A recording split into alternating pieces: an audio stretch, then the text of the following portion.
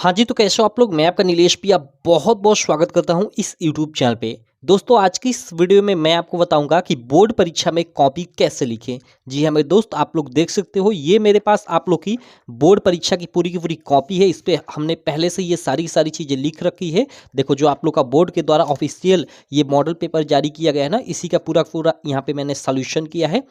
जिससे आपको आइडिया लग जाए कि कैसे आपको बोर्ड परीक्षा में अपनी कॉपी लिखनी है। आपको काफ़ी सारा कन्फ्यूजन होता होगा कि सर एक प्रश्न है उसमें अथवा कर भी है, तो अगर हम अथवा वाला प्रश्न लिखते हैं तो कैसे लिखें? बहुत सारा आपको डाउट होगा, सारा डाउट इस वीडियो में क्लियर हो जाएगा। और साथ ही आप लोग का जो ओएमआर शीट है उसको भी मैंने ले रखा है। देखो यहाँ पे ओएमआर शीट है, तो यहाँ इसको भी मैं बता दूंगा कि कैसे भरना है, आपकी ये कॉपी कैसी भरनी है मेन बोर्ड एग्जाम वाली उसको भी। और साथ में मैं देखो ये आपका एक ये 2023 बोर्ड एग्जाम का ये एडमिट कार्ड है यूपी बोर्ड क्लास 10th के स्टूडेंट का। चूंकि अभी 2024 का जो एडमिट कार्ड है वो नहीं आया है, वो तो अभी जनवरी तक आएगा। ठीक है, तो इसलिए मेरे पास था पिछले साल का, तो ये मैंने ले लिया है। इसके माध्यम से मैं आपको बताता हूँ कि कैसे क्या चीज़ें कैसे भरनी है। और साथ ही एक मैं ये प्रीवियस ईयर पेपर जो 2023 का है उसे भी मैंने लिया है। इसका क्या यूज है मैं आपको अभी पता चल जाएगा। तो चलो मैं इस वीडियो को शुरू करता हूँ। सबसे पहले देखो मैं यहाँ से शुरू करता हूँ। आपका जो बोर्ड एग्जाम है देखो 2024 का जो होने वाला है उसमें आप जानते हो मैं ये यूपी बोर्ड के स्पेशली स्टूडेंट के लिए बात कर रहा हूँ क्लास 10 के। अगर आप किसी भी अन्य बोर्ड से भी हो तो आप इस वीडियो को देख सकते हो, कोई दिक्कत नहीं है। ठीक है, अब देखो यहाँ पे सबसे पहले इसमें आप जानते हो कि 20 मार्क के शुरू में एमसीक्यू होंगे। ठीक है, मल्टीपल चॉइस क्वेश्चन होंगे, ऑब्जेक्टिव क्वेश्चन होंगे, तो उनका आंसर आपको ओएमआर शीट पे देना होगा। तो ऐसी कुछ ओएमआर शीट मिलेगी आप लोग के बोर्ड एग्जाम के लिए। चूंकि ये भी ओएमआर शीट 2023 बोर्ड एग्जाम में जारी की गई थी, क्योंकि पहली बार यूपी बोर्ड के हिस्ट्री में पहली बार ओएमआर शीट पे पेपर हुआ था यूपी बोर्ड का। ठीक है, तो ये 2023 वाली ही मतलब ओएमआर शीट मतलब रहने वाली सेम ऐसी ही ओएमआर शीट मिलेगी, कोई ओएमआर शीट में चेंजेस नहीं है। ठीक है, तो इसमें क्या भरना है ओएमआर शीट में, चलो सबसे पहले इसको बताता हूँ। उसके बाद मैं इसको बता दूंगा कि इसको कैसे भरना है, और फिर हम लोग चलेंगे अंदर की कॉपी कैसे लिखी जाती है उस टॉपिक पे। तो देखो यहाँ पे ना आपका ये सारा का सारा पहले ये जो ऊपर वाला सेक्शन ये भरा भराया हुआ आएगा, एक तरह से समझ जाओ। ठीक है, ये आपका जिला कोड जो भी आपका जिला है, केंद्र कोड जो भी है, ये अनुक्रमांक, यहाँ पे आपका रोल नंबर भी भरा हुआ आएगा एकदम ये बोर्ड की तरफ से। यहाँ विषय कोड या नाम जो है, जो भी आपका विषय है यहाँ पे सारा का सारा मतलब सब कुछ यहाँ पे भर कर आएगा। ठीक, आपको भरना क्या होगा, आपको ये चीजें भरनी होगी। जो 20 मार्क के एमसीक्यू हैं उनका यहाँ पे आंसर देखो, जैसे फर्स्ट का यहाँ पे सी आंसर है तो सी वाले गोले को रंगना होगा। और रंगना किससे है, काले या नीले बॉल पॉइंट पेन से। ठीक है, जेल पेन का उपयोग नहीं करना है कि तो काले या नीले, मैं कहूँगा आप काले ही पेन का उपयोग कीजिएगा, वो बेटर रहेगा। ठीक, तो काले पेन से ये 20 ऑब्जेक्टिव भरना है। इसके अलावा आपको क्या भरना है, इसके अलावा देखो यहाँ पे आपको दिखाई दे रहा होगा प्रश्न पत्र मार्का सीरीज कर। ठीक है, प्रश्न पत्र मार्का सीरीज, इसमें पहला अक्षर दूसरा अक्षर। अब ये क्या है, तो देखो जैसे ये इस 2023 के पेपर में मैं आपको दिखाता हूँ। आपको 2024 का पेपर मिलेगा तो वो भी कुछ इसी प्रकार का होगा। यहाँ 2024 लिखा रहेगा और यहाँ पेपर का कोड लिखा रहेगा। जैसे 8 से 1 डीडी है तो 8 से 1 डी भी कुछ भी यहाँ पे लिखा हो। ठीक है, मतलब यहाँ पे 2 अक्षर रहेगा। ठीक है, और यहाँ पे कोई कोड रहेगा 800 900 या जो भी हो यहाँ पे। तो इसी को यहाँ पे अगर ये डी डी है तो यहाँ पे आपको पहले में डी दूसरे में डी, अगर यहाँ डी है यहाँ वी है तो पहले में डी यानी पहला अक्षर, और यहाँ पे दूसरा अक्षर का है तो अगर यहाँ पे भी हो तो भी, मतलब यहाँ पे जो भी अक्षर हो उसको पहले वाले में पहला दूसरे वाले में दूसरा भर देना है। और साथ ही इसमें जो अक्षर आप भरे हो इसमें खोज कर, जैसे डी है तो यहाँ पे डी को आपको रंग देना है, इसमें जो भरे हो इसमें आपको खोज कर और रंग देना है। सिंपल इतनी चीज़ें भरनी है। उसके बाद यहाँ पे देखो ये जो है ना ये वाला सेक्शन, यहाँ पे ये केवल चित्रकला विषय हेतु और संगीत वादन विषय हेतु। अगर आपका चित्रकला सब्जेक्ट है या संगीत वादन है तो उसमें आप क्या आलेखन भाग वाला एमसीक्यू कर रहे हो या फिर प्रावैधिक भाग वाला। चूंकि आर्ट में ना 40 ऑब्जेक्टिव आएंगे, 20 आलेखन भाग वाले और 20 प्रावैधिक भाग वाले, तो उसमें से आप कौन कर रहे हो। अगर आलेखन भाग वाला कर रहे हो तो इसको आपको भर देना है। लेकिन अगर आपका आर्ट सब्जेक्ट नहीं है, हिंदी इंग्लिश कोई अलग सब्जेक्ट है, तो यहाँ आपको छूना भी नहीं है, केवल ये आर्ट के लिए है। ठीक, ये आपका संगीत वादन के लिए है। तो अगर आपका विषय है तो ये तो आपको भरना ही भरना है। ठीक है, साथ में आपको ये भी भरना होगा अगर आर्ट वाले हैं तो। ठीक है, चलो उसके अलावा यहाँ पे आपका हस्ताक्षर रहेगा, ये केंद्र व्यवस्थापक की मुहर, कक्ष निरीक्षक के हस्ताक्षर, तो ये आपको छोड़ देना है, ये स्कूल का काम होगा, केवल यहाँ पे आपको सिग्नेचर कर देना है। उसके बाद नीचे आपको कुछ चीज़ें भरनी है। नीचे क्या भरना है, देखो यहाँ पे आपको जो आपने यहाँ पे यहाँ पे गोला गोला पारा था ना, जैसे फर्स्ट का सी ऑप्शन था। अब यहाँ पे आपको लिखना है कि फर्स्ट का सी, सेकंड का ए, थर्ड का ए, ऐसे आपको ये 20 एमसीक्यू है इनका लिखना है। अब देखो यहाँ पे ध्यान देना, जैसे यहाँ पे देखो, जैसे झूठा सच किस विधा की रचना है, तो इसमें ए बी सी डी ये तीन मान लो, मतलब ये चार ऑप्शन है। तो इसमें कहीं कहीं फर्स्ट सेकेंड थर्ड लिखा होता है। अगर फर्स्ट सेकेंड थर्ड लिखा रहे तो आप इसी फॉर्म में यहाँ पे फर्स्ट सेकेंड थर्ड लिखना। अगर यहाँ पे ए बी सी लिखा है तो आप यहाँ पे ए बी सी उत्तर देना, ठीक है, ए बी सी में, मतलब उसी फॉर्म में। अगर यहाँ पे क ख ग घ रहे तो यहाँ पे क ख ग घ फॉर्म में उत्तर देना। आप समझ गए ना, मतलब क्या कर रहा हूँ। अगर फर्स्ट का जैसे यहाँ पे सी सही है तो ये सी सही है, तो यहाँ पे आपको सी लिख देना है। अगर यहाँ पे अगर यही मतलब फर्स्ट सेकेंड थर्ड रोमन अंक में देता कि ये थर्ड, तो यहाँ पे आप रोमन अंक में थर्ड लिखते, ठीक। इसी तरह आपको पूरा यहाँ पे लिखना है, और साथ में आपको यहाँ भी आपका सिग्नेचर कर देना है, परीक्षार्थी के हस्ताक्षर। और ये चीज़ें तो आपकी भरी रहेंगी, ये भर कर आएंगी सिंपल। यहाँ पे आपको जो भी कोड था पेपर का, यहाँ पे जो ये डी या डी जो भी आपको मिले, यहाँ पे पहला दूसरा अक्षर भर देना है। और साथ में अगर आपका आर्ट का पेपर है, कला का पेपर है, तो यहाँ कौन सा आर्ट में मतलब पार्ट कर रहे हो, आलेखन वाला भाग या प्रावैधिक वाला भाग, उस पर आपको यहाँ पे देखो ये सही का चिन्ह यहाँ पे लगाना है, ठीक। ऊपर आपको गोला भरना था, यहाँ पे सही का चिन्ह लगाना है। उसी प्रकार ये संगीत वादन विषय में भी करना है। तो इस प्रकार आपका पूरा पूरा ये OMR शीट भरनी है, ठीक है। तो OMR शीट को भरना आप समझ गए अच्छे से, एकदम बिल्कुल डिटेल में। अब देखो ये आप इसकी चिंता मत करना, ये सब भर कर आएगा। जो यहाँ पे अनुक्रमांक है ना, आप मिला लेना, आपके सेम जो मतलब सेम टू सेम जो आपका एडमिट कार्ड रहेगा, प्रवेश पत्र रहेगा, वही यहाँ पे आपका मतलब रहेगा, ठीक है। या यहाँ पे ये बोर्ड की तरफ से ऑटोमेटिकली सब कुछ ये भर कर आएगा, ये वाला, ठीक, या ये वाला सेक्शन। चलो, और यहाँ पे आपका यहाँ पे QR रहेगा, यहाँ पे QR एक कोड रहेगा, वो आपकी जानकारी के लिए, ठीक। तो यहाँ पे इसको आपको कुछ नहीं करना है, जितना मैंने आपको बताया उतनी ही भरनी है मार्कशीट में। अब देखो आपको बोर्ड परीक्षा में आपकी कॉपी कैसी भरनी है उसको थोड़ा मैं बता देता हूँ। ये बोर्ड परीक्षा की कॉपी कुछ इसी प्रकार की मिलेगी, ठीक है। तो अंदर तो आपको लिखना है, लेकिन उससे पहले आपको कुछ इस पे भी चीज़ें भरनी होती है। तो क्या क्या भरनी है, चलो उसको भी मैं बताता हूँ। देखो, सबसे पहले तो आपका परीक्षार्थी का अनुक्रमांक, जो भी अनुक्रमांक है, अनुक्रमांक रहता है। जैसे एडमिट कार्ड है आपका, देखो यहाँ पे ये आपका एडमिट कार्ड है ना, तो यहाँ कोने में देखो अनुक्रमांक यहाँ पे आपका दिया रहता है। तो इसको देख कर यहाँ पे जो भी हो भर देना। मैंने यहाँ पे दूसरा भर रखा है, उससे कोई दिक्कत नहीं, मैं एग्जाम्पल के लिए यहाँ पे भर लिया हूँ। मतलब आपको अपना अनुक्रमांक यहाँ पे भरना है, और उसी को यहाँ पे शब्दों में लिखना है। परीक्षार्थी का अनुक्रमांक देखो शब्दों में, तो शब्दों में, अब शब्दों में आप इकाई दहाई सैकड़ा हज़ार ऐसे मतलब गिन कर ऐसे मत लिखना कि 10 लाख इतना हज़ार, ऐसे नहीं। आप ये एक है तो सिंपल यहाँ पे एक लिख दिए, उसके बाद 3 है तो 3, उसके बाद 2 है तो 2, उसके बाद 5 है तो 5, 7 2 उसके बाद 9, फिर 2, फिर ये 1 तो 1, और फिर ये 7 है तो 7, ऐसे ही आपको केवल लिख देना है, ठीक। और उसके बाद ये विषय है तो विषय हिंदी। अब देखो प्रश्न पत्र, भाई प्रश्न पत्र में आप क्या भरोगे। तो देखो पहले क्या होता था ना कि जैसे मतलब बहुत 2017 की ये शायद बात है, दो दो पेपर हुआ करते थे। जैसे आपका हिंदी में 2 पेपर हुआ करता था, ग्रामर सेक्शन का अलग, और जो आपका सब्जेक्ट गद्य पद्य वाला है उसका अलग, ठीक है। तो यहाँ पे 2 प्रश्न पत्र हुआ करते थे, एक हिंदी का पहला और एक दूसरा। तो यहाँ पे अब आपको तो केवल एक ही है भाई, पूरा एक ही पेपर हिंदी का होता है, क्लास 10 का हो या क्लास 12 का। तो यहाँ पे आपको केवल रोमन अंक में फर्स्ट लिख देना है, कि मतलब प्रश्न पत्र फर्स्ट ही है, सेकंड नहीं है।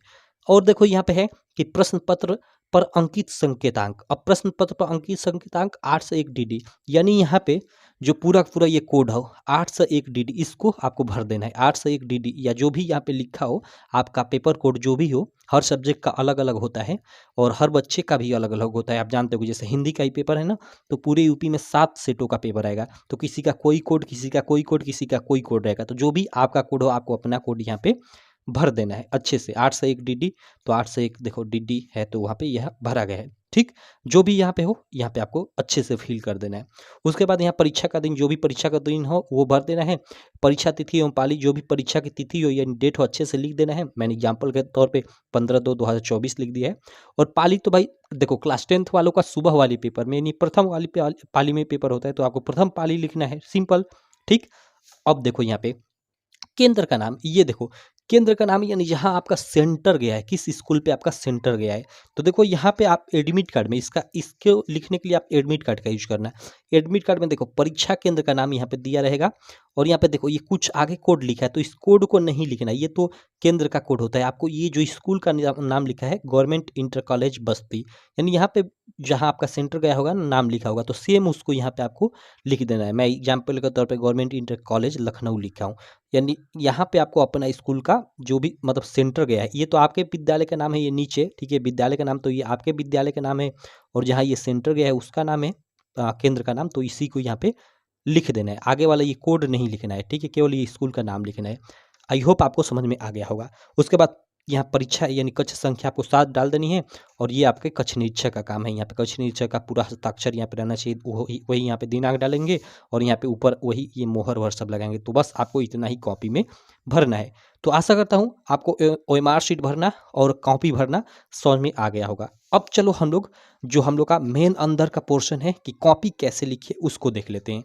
देखो मैंने ये जो आपका जो मॉडल पेपर है जो ऑफिशियली बोर्ड परीक्षा 2024 के लिए ठीक है यूपी बोर्ड द्वारा जारी किया गया है, इसको आप यूपी बोर्ड की वेबसाइट से डाउनलोड कर सकते हो, ठीक है। इसी का मैंने सॉल्यूशन किया है इस पेपर में, ठीक है।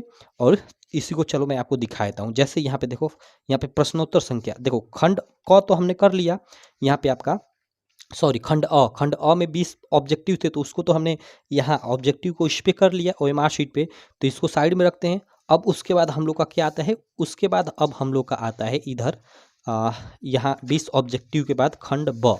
देखो यहाँ पे ये खंड ब आ गया, और खंड ब में आप लोग का पहला जो प्रश्न रहेगा वो गद्यांश आधारित रहेगा। जैसे यहाँ पे गद्यांश दे देगा, उससे रिलेटेड 3 थे प्रश्न पूछेगा, तीनों का प्रश्न मतलब तीनों प्रश्नों का उत्तर दोगे तो आपको 2+2+2 यानी 6 मार्क मिलेगा। और अथवा कर कर एक और गद्यांश दिया रहेगा, दोनों में से कोई एक करना है। तो देखो यहाँ पे कौन सा किया गया है, देखो खंड ख, और खंड ख ऐसे डाल दोगे, उसके बाद प्रश्नोत्तर संख्या फर्स्ट हेडिंग डाल दोगे, और फर्स्ट में जो प्रश्न पूछा है, जैसे उपयुक्त गद्यांश का संदर्भ लिखिए पूछा है, तो फर्स्ट यहाँ पे आप डाल दोगे, और फर्स्ट का यहाँ पे अगर लिखना चाहते हो उत्तर तो ऐसे भी लिख सकते हो कि फर्स्ट का उत्तर, ठीक है। और यहाँ पे संदर्भ आप डाल दो और लिख दो इसमें कि प्रस्तुत गद्यांश हमारी पाठ्य पुस्तक हिंदी, देखो यहाँ पे छूट गया है, यहाँ पे हिंदी रहेगा, हिंदी के, ठीक है, हिंदी के मित्रता नामक पाठ से लिया गया है, जिसके लेखक आचार्य रामचंद्र शुक्ल हैं, ऐसे लिख दोगे, ठीक है। चूंकि ये पढ़ोगे ना, इसका मतलब लिखा गया, यह कोई बात नहीं कि एक ही स्वभाव और रुचि के लोगों में ही मित्रता हो सकती है, तो ये मित्रता वाले चैप्टर से है, तो इसका आप संदर्भ लिख दिए। अब देखो काफी सारे लड़के कहेंगे कि यहाँ पे थोड़ा सा एक अक्षर छूट गया, तो क्या इसका 1 मार्क कट जाएगा, तो ऐसा नहीं है। इतने का एक अक्षर छूटने का 1 मार्क कट जाएगा, ये मतलब 1 मार्क बहुत ज्यादा होता है, क्योंकि ये पूरा लिखने का 2 मार्क मिलेगा, और एक यहाँ पे मतलब यहाँ एक अक्षर नहीं, एक शब्द छूट गया तो क्या आपका 1 मार्क कट जाएगा, ऐसी बात नहीं है। मतलब वो टीचर सीधा कर देंगे, और आपका ये 2 मार्क का प्रश्न होता है तो वो 2 मार्क आपको दे देंगे, कोई दिक्कत नहीं होगी, ठीक। उसके बाद जो भी देखो ये रेखांकित अंश है उसकी व्याख्या आपको करना है, तो इसकी यहाँ पे व्याख्या की गई है, व्याख्या अच्छे से आप किए हो तो इसका भी आपको 2 मार्क मिल जाएगा, सिंपल।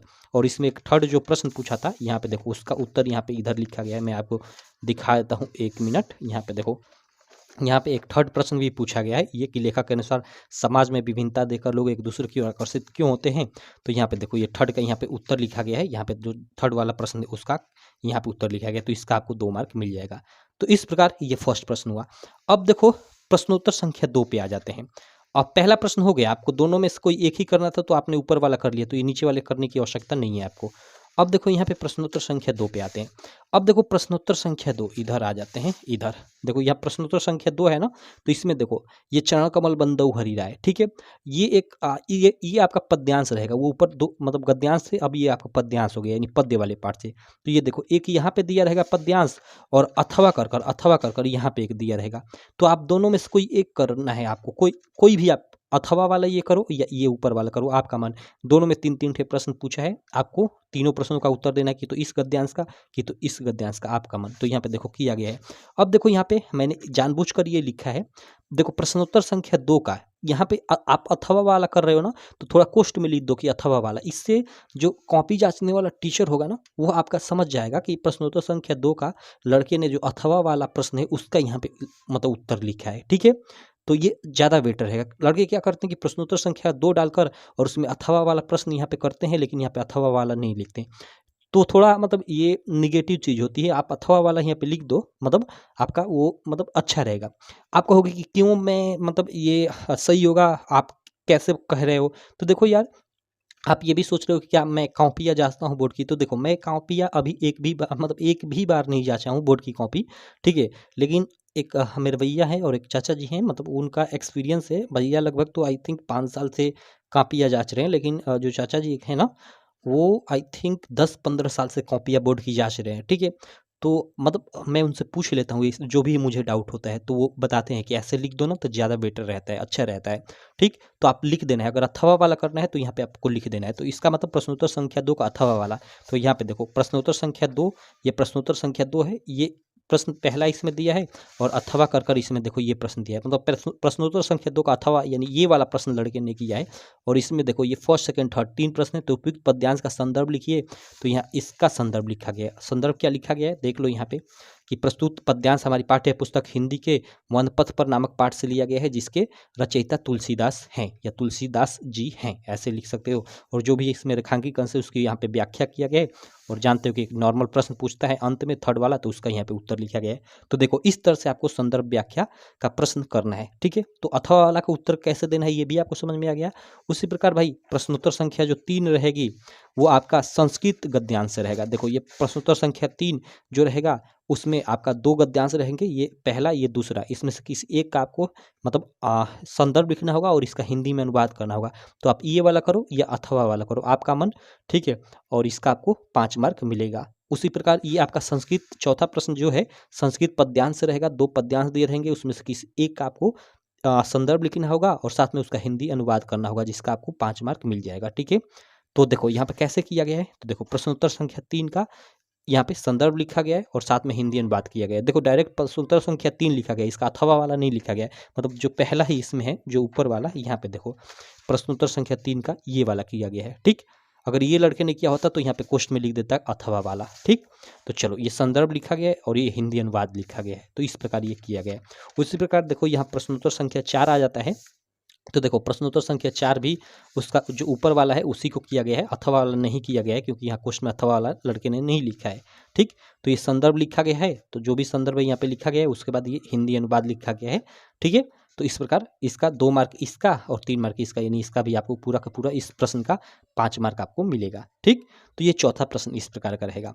अब देखो पांचवा प्रश्न जो रहेगा ना आपका खंड काव्य से रहेगा। यहाँ पे देखो ये देखो पांचवा प्रश्न चूंकि आपका ये अपने पठित खंड काव्य के आधार पर निम्नलिखित प्रश्नों के किसी एक का उत्तर, निम्नलिखित प्रश्नों में से किसी एक का उत्तर दीजिए। और बहुत सारे यहाँ पे देखो सब खंड काव्य रहेगा, ये हर जिले का अलग अलग खंड काव्य यहाँ पे दिए रहता है। तो आप देख लेना कि आपके जिले का कौन सा खंड काव्य है। जैसे मान लो आपके जिले में अग्रपूजा खंड काव्य आता है, तो अग्रपूजा में ये फर्स्ट और सेकंड कर 2 प्रश्न है, इन दोनों में से किसी एक का उत्तर देना है। इसका पहले का उत्तर दो या दूसरे का उत्तर दो, क्योंकि यहाँ कह रहा है कि किसी एक प्रश्न का उत्तर दीजिए, ठीक है? तो प्रश्नोत्तर संख्या घ में आप पहले का या सेकंड का मतलब अगर पूजा आपके जिले में आता है तो आपके जिले में जो खंड काव्य आता है उसको खोज कर यहाँ पे, और उसमें से प्रत्येक में 2-2 दिया है, तो उसमें से किसी एक को ही आपको करना है। तो यहाँ पे आप इस प्रश्न को करते रहना, इसको मैंने छोड़ दिया है यहाँ पे, इसको छोड़ दिया है, अगले प्रश्न पे मैंने यहाँ पे मतलब कदम रख लिया है। चलो अगला प्रश्न करते हैं। अगला प्रश्न देखो आपका जीवन परिचय से रिलेटेड होगा। देखो जैसे प्रश्नोत्तर संख्या 6 है उसका क, और प्रश्नोत्तर संख्या 6 का ख। इसमें आपका लेखकों का जीवन परिचय होगा, इसमें कवियों का जीवन परिचय होगा। 3-3 ऑप्शन दिए रहेगा, ठीक है? तीनों में से किसी एक का, 3 लेखकों में से किसी एक का और 3 कवियों में से किसी एक का आपको जीवन परिचय लिखना होगा, ठीक है? और उसकी एक प्रमुख रचना का नाम लिखना होगा। तो जीवन परिचय लिखने का 3 मार्क और 2 मार्क प्रमुख रचना का मतलब लिखने का। तो कैसे लिखोगे देखो यहाँ पे प्रश्नोत्तर संख्या 6 का क यहाँ पे डाला गया है, ठीक है? यानी प्रश्नोत्तर संख्या 6 का क किया जा रहा है, और यहाँ पे देखो सेकंड डाल दिया गया, मतलब इसमें से लड़के ने सेकंड किया है। सेकंड क्या है? जयशंकर प्रसाद। तो यहाँ पे देखो सेकंड लिख दिया गया है, इससे पता चल जा रहा है कि सेकंड वाला किया है।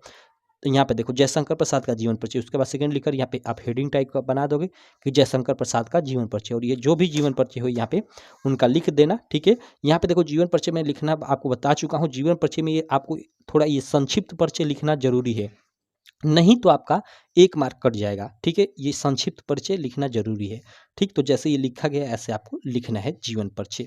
उसी प्रकार देखो प्रश्नोत्तर संख्या यहाँ पे, और अंत में देखो अंत में आपको एक प्रमुख रचना का नाम भी लिखना है। तो अंत में इनका जीवन परिचय लिखने के बाद निधन हो गया, उसके बाद लिख देना है अंत में इनकी एक प्रमुख रचना है। जैसे ध्रुव स्वामिनी इनकी एक प्रमुख रचना है, तो आप लिख दो कि ध्रुव स्वामिनी जयशंकर प्रसाद की एक प्रमुख रचना है। कोई भी यहाँ पे रचना लिख दो और आगे जोड़ जो कि जयशंकर प्रसाद की एक प्रमुख रचना है, ठीक है? तो इसका आपको 2 मार्क इसका और 3 मार्क इसका, यानी 5 मार्क मिल जाएगा।